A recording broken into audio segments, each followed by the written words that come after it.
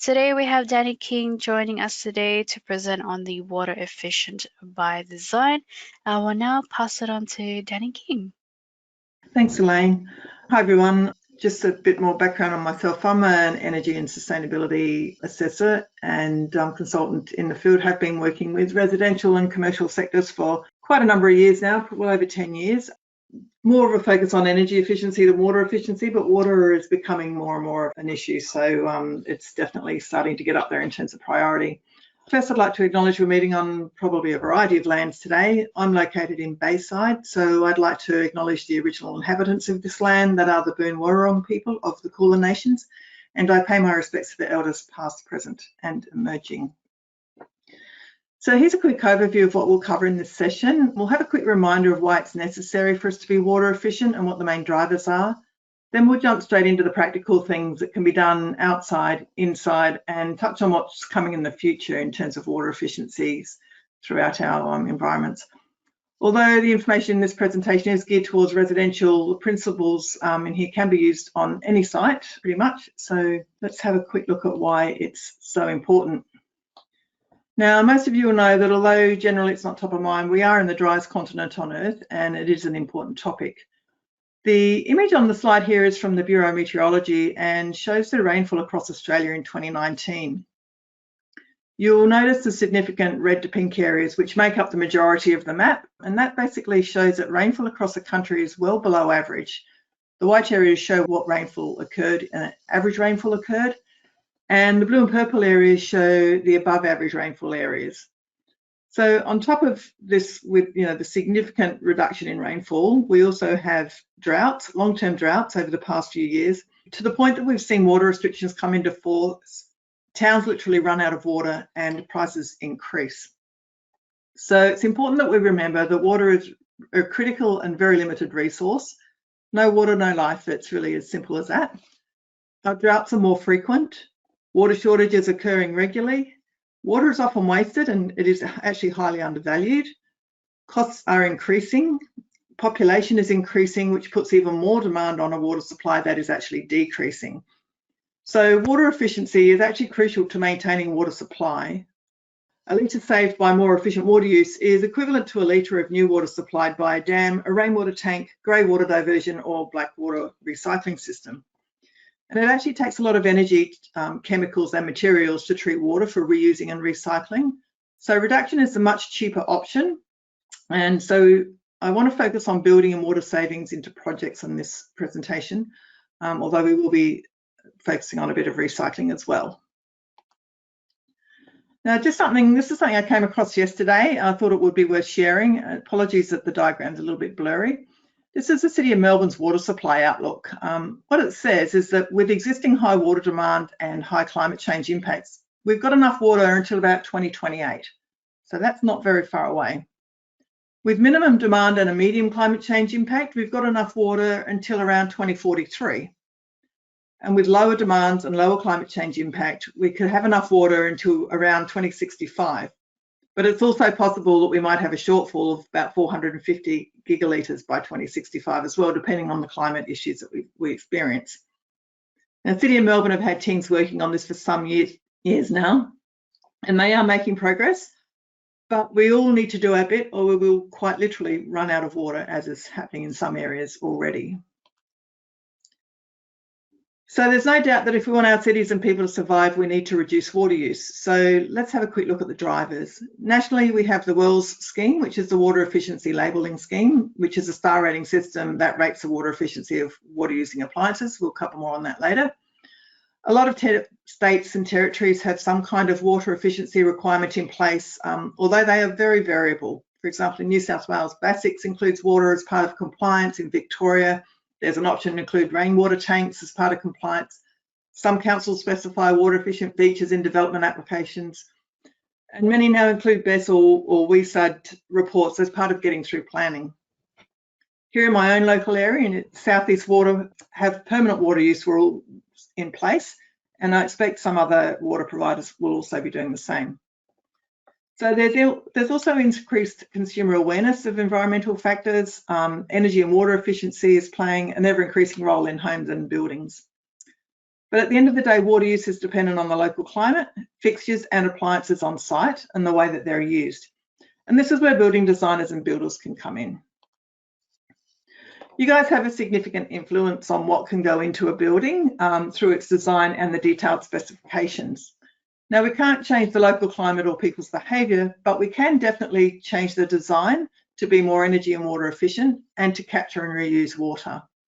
And as designers often specify fixtures and appliances that are built into a home or a commercial building, simply specifying correctly sized water efficient appliances and fixtures can heavily influence the amount of water used on a site. We don't have time to cover everything in a huge amount of detail today, so we're going to just focus on reducing the use of potable or drinking water and touch on a bit of recycling. So here we'll take a quick look at water collection and tanks. We'll look at how to calculate water collection opportunities for roof space, etc. Then we'll also look at grey and black water use and also have a look at pools and landscaping. So wherever possible, I would recommend, if you can, to allow for rainwater tanks, and you can design a roof to maximise water collection, as well as the solar PV if that's an option. Use it as a feature if you can to bring interest to the property. For example, the water coming off the roof could form a waterfall of some kind, where water is often directed into storage tanks. The slide here shows a few images that I found on the internet that provide some really nice ideas for creative roof styles that can facilitate really good rainwater collection. The funnel type at the top is a beautiful look, and the waterfall could go into a gravel pit with a filter and an underground tank underneath it. Similarly, the modern V-shaped roof below, same idea, different concept and delivery. And the image to the bottom right creates a waterfall type and pond effect, which can then be funneled into tanks as well. So speaking of tanks, they don't need to be ugly. Water tank itself can be built into the building. For example, using a column or a water storage device also provides a good insulator. They can be hidden underground if the client doesn't have space or want them in sight, or they can be made a feature by showcasing the tank as a piece of yard art or functional item, like these concrete water tank planter boxes, or they can also be formed into fences. So there's also bladders that can be used under a house or a deck if not enough space is available in the garden area. There's gutters that can collect and hold water for small amounts of storage. However, they don't hold that much, and I don't think they're particularly widely used in Australia. So there's many creative ways to include rainwater collection tanks in a property. You just need to design them in and be a bit creative about how you use them. So just a few points on when you're including tanks. Be sure to allow for first flush diverters, which will dump the first few litres of water coming off the roof, as it'll generally be contaminated with things like bird droppings, dust or other contaminants. It also allows cleaner water into the tank, and the diagram on the top right here shows how they work. Ensure the tanks have easy to access filters as well, because they will need cleaning several times a year, especially for leaf matter. Pumps will need to be accessible and ideally have a cover to protect them, and also to help keep the noise down when they're actually running. It's good to include a tank level monitoring system if you can. These can range from something really simple and very cheap monitors to something that's highly complex and web-based. But my recommendation really is just keep it as simple as you can, because they don't need to be complex. Make sure you calculate the water collection potential and install the right size tank for the site. There's no point in collecting the water if it's not reused. So ensure that the water collected is used through plumbing into the toilet or landscaping. Note that different states and local councils may have regulations governing collection and reuse of rainwater, so do check with them before you start to ensure you can do what you might be planning to do. So for those of you unfamiliar with rainwater calculations, here's how you do it. It's a straightforward calculation, which is annual rainfall in millimetres for the area, multiplied by the surface area in square metres, which gives you the catchment capacity. The average rainfall for an area can be found at the Bureau of Meteorology website. If you just Google it, you'll come up with it. Otherwise, there's a link we can send out later with the presentation. There are a few other calculators available to help calculate water captured in storage requirements. Renew, which is the old ATA, have a system called Tankulator, which is freely available. It's got national coverage as well. Other water tank providers have some as well.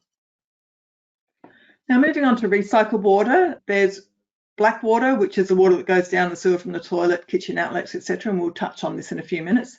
And then there's grey water, which can be recycled from bathroom showers, baths, basins, and laundry in most local councils, but not all.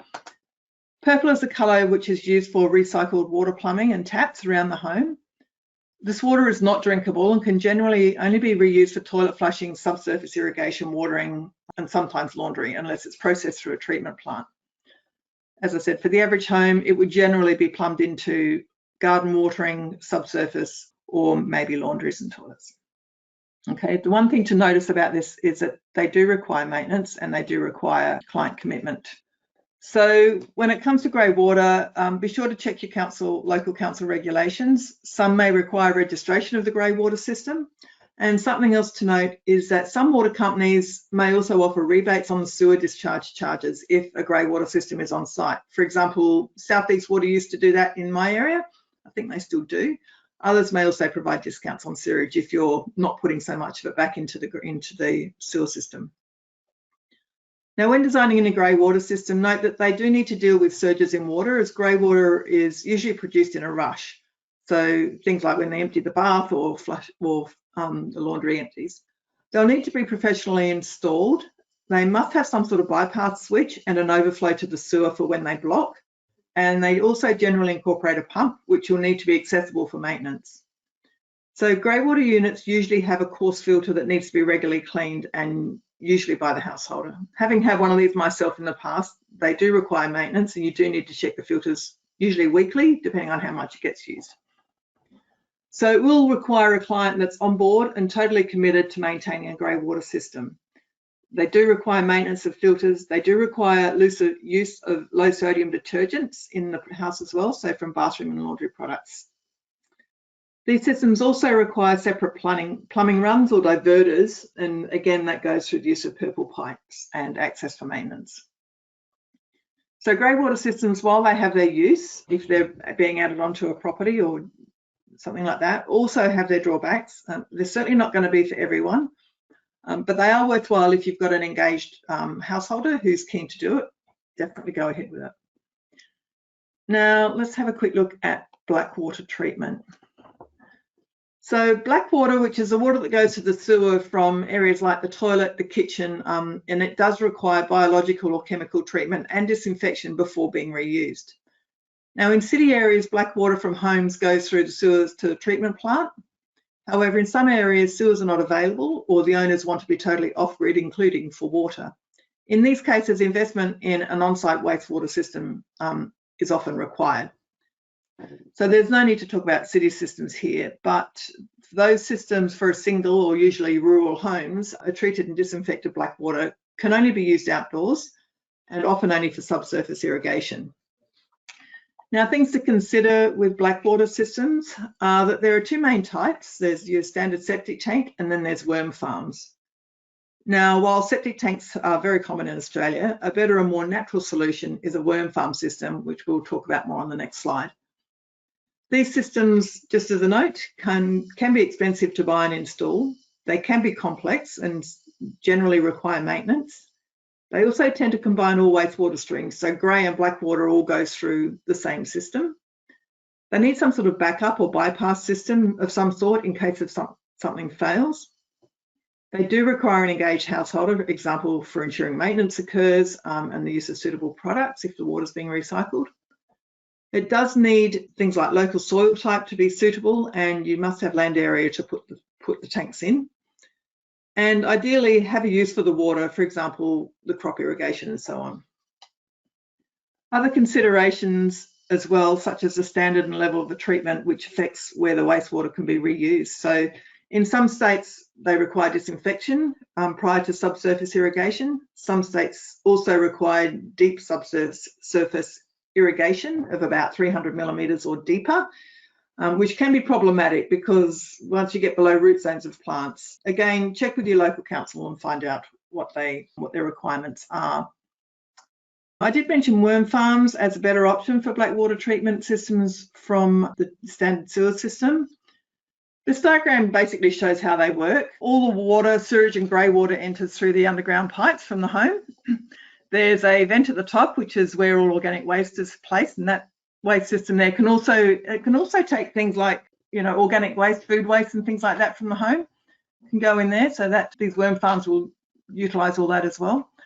The vent, which is a tool thing there, basically lets air in and out of the worm chamber to keep it ventilated.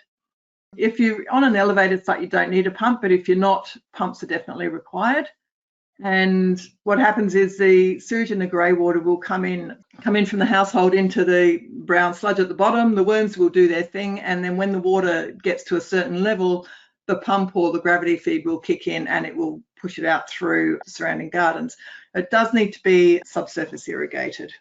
Okay, so it basically acts as an organic waste disposal unit as well. If you want to know more about this, if you just Google worm farm waste systems or worm smart black water or similar, you'll see a few options come up. And there's some good videos as well on how they work. A colleague of mine has one of these in his property in East Gippsland. He's never really had a problem with it.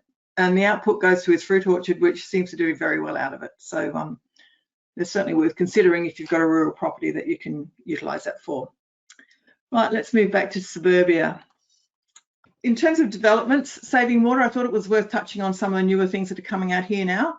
There's this new development called Aquarivo. It's a unique collaboration between Southeast Water and Villawood Properties, and the whole aim is to create a residential development in Lyndhurst where homes feature a range of really unprecedented water-saving features. It's one of the water efficiency programs being implemented to support some of the government initiatives to help secure water supplies for current and future generations. And it's all very much focused on reducing demand on drinking water supplies within the home.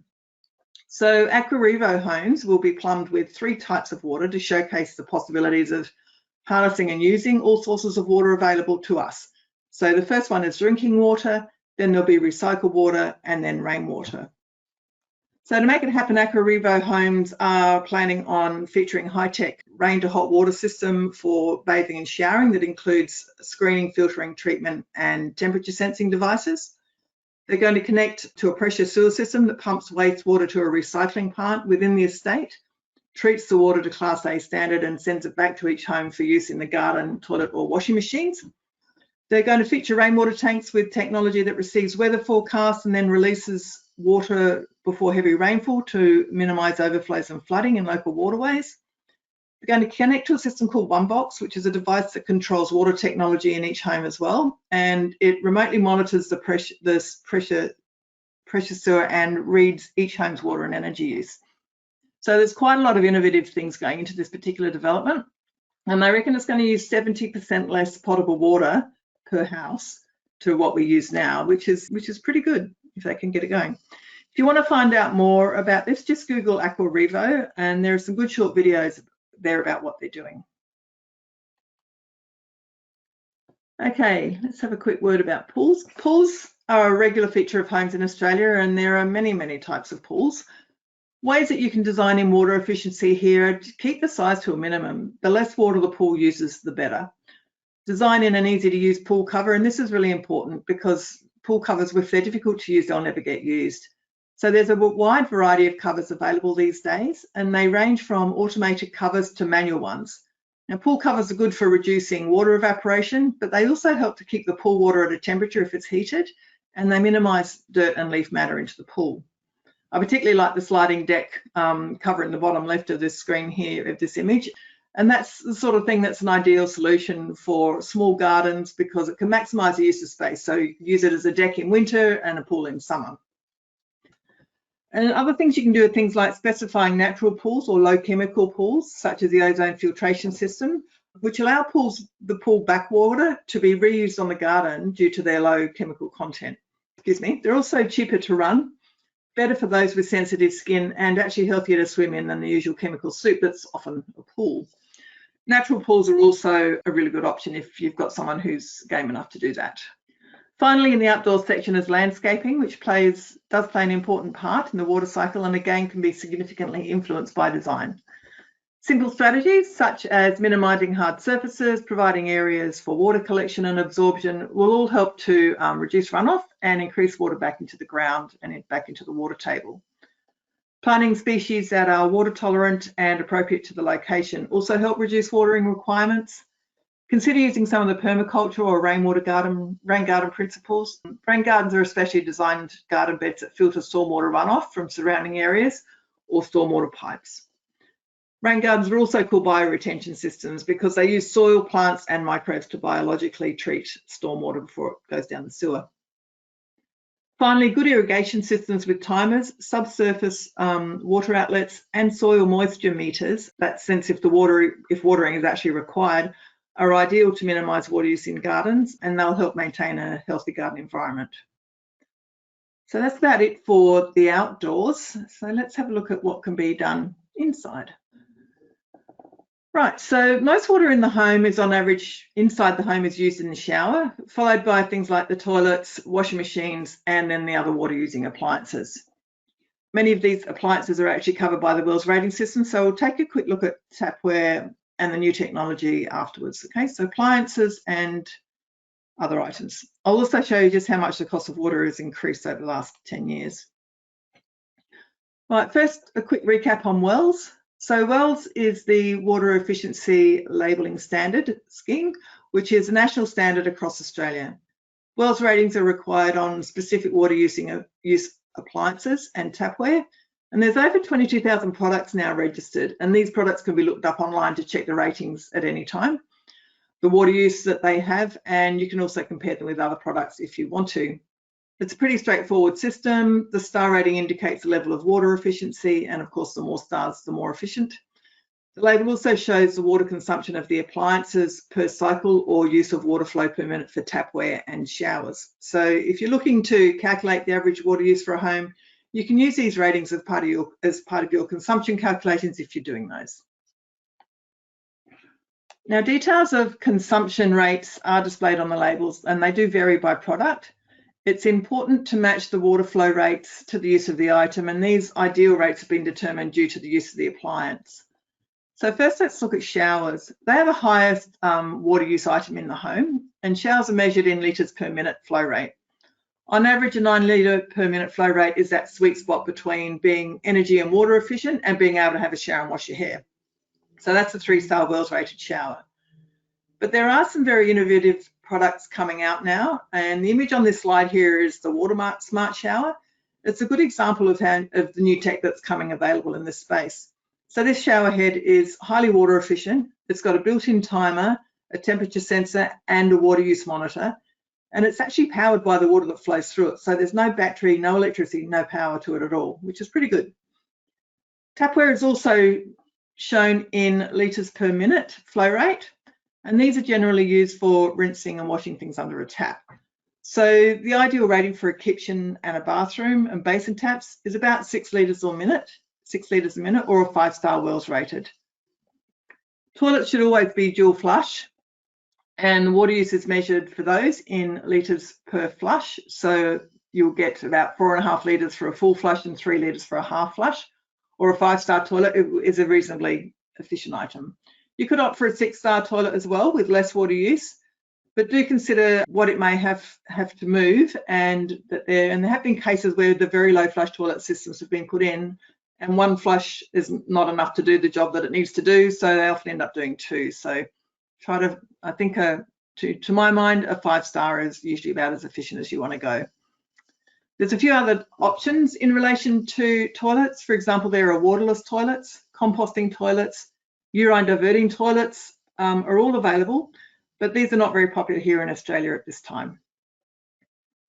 Now, urinals work absolutely fine with 1.5 litre per flush, which is a 6-star system.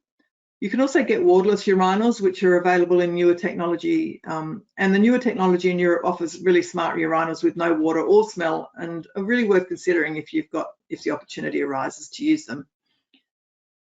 If there are existing showers or a tap model you particularly like and it's not water efficient, or it's not as water efficient as you want it to be, you can simply install a flow restrictor, and any tap or shower can become more efficient through doing that. And it's very cheap to do that. Just a quick note about bath and laundry taps. You want a bath or a laundry bucket to fill up quickly, so you really want to go for the highest flow that you can find for those situations. Now on to white goods. Washing machines and dishwashers are the 2 key appliances in the home that use water. They both have energy and water efficiency labels. So just generally select a model that's good quality and has both water and energy efficient good star ratings on both of those. With washing machines, front loaders are a lot more efficient than a top loader. So if you're specifying washing machines, go for front loaders where you can. They're also more space efficient and they can be built in under benches and so on. Now, I just want to have a quick chat about a device called the Redwater Diverter. Now, for those of you may or may not have come across it before, it's a small valve that's installed close to an area where the hot water tap is used, for example, your kitchen or bathroom. And it can service a single tap, like your kitchen sink, or multiple taps if they're close together, like in a bathroom. So the image at the top right of this shows what it looks like. It's a little copper-looking device there. Once it's installed, you basically use the taps normally. But what will happen is when the hot tap is turned on, the Redwater Diverter will automatically send the cool water back to a predetermined area, like a rainwater tank, a pool, a garden, or other area, until the hot water comes through the pipe. Because you know there's always that like 10 seconds or so, depending on how far away the hot water system is from the outlet. So this actually diverts that water that would otherwise be wasted into another reciprocal for reuse. And the supplier of the Redwater device has done some research and found that the average household using the Redwater Diverter could save about 16,000 litres of water every year. That's about 9.3% of the potable water that's used in a home. So as you can see, look at this diagram, you'll see that, you know, that the hot water sits in the pipe, and when the tap's not being used, of course, the hot water in the pipe will go cold.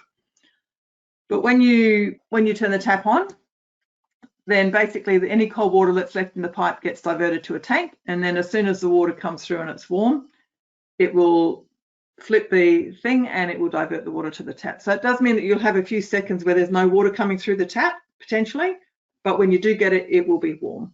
Okay, that's how that works. The one thing to note though is if you have a hot water recirculating system in the building, then this is not relevant because the water in the pipe will always be hot and not wasted. Now, other appliances that use water in homes are evaporative coolers. Now, these systems are really cheap to run and are highly effective in areas where the heat is dry. They are totally ineffective in humid areas such as the tropics. Now, areas like Victoria and South Australia, they are a very cheap and effective cooling system. But with the climate change happening and humid days increasing, evaporative coolers are still effective, but they're not effective when the weather turns humid. Now, in terms of water use, these systems can use up to 25 litres of water per hour if it's a central cooling system. And that actually adds up to quite a lot. So to run them efficiently and to minimise water use, they do need to be commissioned properly to minimise dumping of water and to maximise efficiency. So do consider your local climate and whether humidity plays a part in summer. And if the area that you're in does get humid, then something like a high efficiency reverse cycle unit that does not use water at all is a more efficient option. And that does give you the heating and the cooling options as well. Now, just something else I'll mention here is water leaks. Now, we can't design out water leaks because they're going to happen regardless, but we can monitor the water use and we can set up alerts if a leak is sensed. So just as a general information, a slow dripping tap can waste 9,000 litres of water a year, and a leaky toilet can waste up to 60,000 litres of water a year. So it's really important that, if we happen to see those in our own properties, that we get them fixed, but also ensure that appliances are installed so that they can be easily maintained, and consider suggesting a water meter to detect leaks quickly. You can actually get water meters now when they get signed into the home. And if the client might want to have sort of energy monitoring and water monitoring, then that's a good thing, because at least then if there is a leak, it'll be able to be picked up quickly before too much of it's wasted. And as I mentioned earlier, water is going up in price. So here's what it's costing. It has been cheap, but not anymore. So this is from my own water bills here in Melbourne. Water rates in 2020 are now at $2.63 per kilolitre to buy. 10 years ago, it was just 84 cents a kilolitre.